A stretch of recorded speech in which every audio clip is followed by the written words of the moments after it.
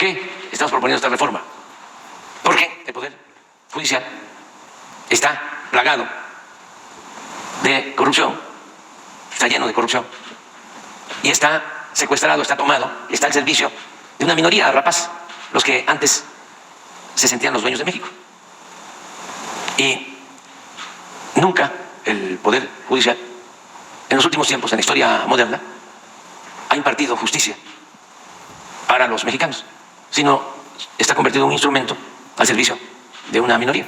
Era lo que sucedía con el Poder Legislativo, que desde que empezaron a aplicar la política neoliberal o neoporfirista, reformaron la Constitución. Ahí no había ninguna protesta, ni de Estados Unidos, ni de la oligarquía nacional, ni de los medios de comunicación al servicio de la oligarquía.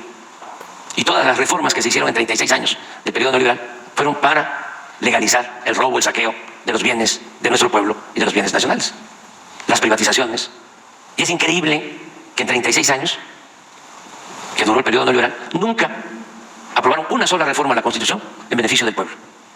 Se dedicaron, al contrario, a quitarle todo lo que se había conseguido con la Revolución de 1910 y había quedado escrito en la Constitución de 1917. Llevaron a cabo contrarreformas, modificaciones al artículo 27 para que desapareciera el ejido y que la tierra ejidal quedara al mercado, que se privatizara. Entregaron las empresas públicas, entregaron las minas, entregaron los ferrocarriles, congelaron los salarios de los trabajadores, le quitaron las prestaciones a los trabajadores, avanzaron en la privatización de la educación pública, de la salud. Entonces, en ese entonces, yo recuerdo que cuando se llevó a cabo la llamada reforma energética para privatizar el petróleo, se acudió a la Corte, al Poder Judicial, para que se celebrara una consulta al pueblo de México, porque lo establece la Constitución en el artículo 35. ¿Y qué hicieron los del Poder Judicial? Rechazar la solicitud de consulta. Y en todo, el Poder Judicial ha estado a favor de esta política que beneficia a una minoría de nacionales y de extranjeros. Por eso se quiere llevar a cabo esta reforma al Poder Judicial. Aquí estamos hablando de la protección del Poder Judicial a los delincuentes de cuello blanco, nacionales y extranjeros. Pero también el Poder Judicial está controlado por las bandas o los jefes de las organizaciones criminales. Domina la delincuencia organizada y domina la delincuencia de cuello blanco al Poder Judicial. Entonces, por eso es importante la reforma. ¿Y qué se propone? De manera muy sencilla y democrática, que en vez de nombrar en la cúpula del poder a jueces, a magistrados, a ministros, porque el Poder Judicial fue, cuando se llevó a cabo esta política neoliberal, una moneda de cambio para que el PAN apoyara al PRI de Salinas en todas las reformas privatizadoras, les entregó por completo al PAN el Poder Judicial.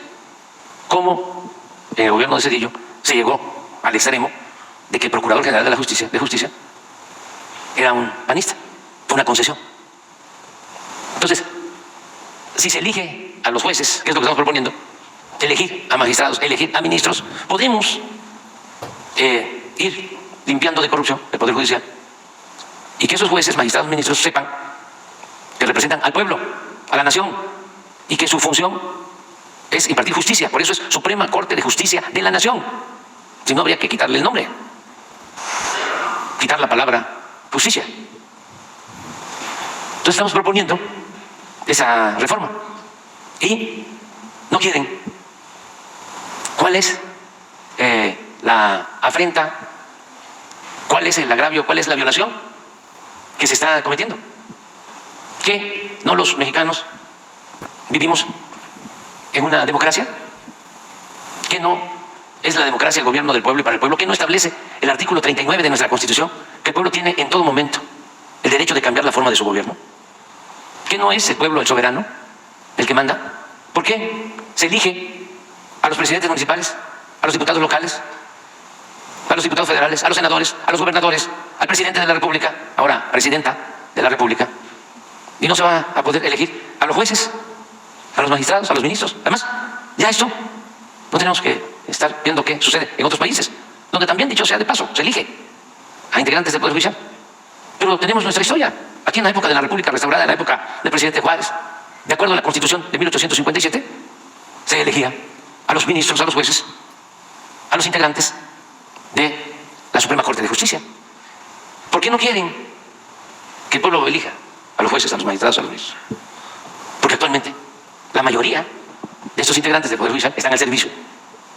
Son empleados de los potentados. Y es, además, muy fácil de demostrar desde el dominio público. Como hay ministros que dependen de los potentados y resuelven a partir de lo que les ordenan. Es algo completamente ilegal, informal, y eso es lo que les molesta. Y en el caso de intereses extranjeros, lo mismo, porque no quieren que la Comisión Federal de Electricidad sea una empresa pública. Quieren que toda la industria eléctrica esté en manos de empresas privadas. Lo mismo el petróleo y todas las actividades económicas. Y nosotros, pues no estamos aquí para aplicar esa política. Eso era antes del 18. Tardaron 36 años con esa política. Desde 1983 hasta el 2018. Y fue un fracaso rotundo.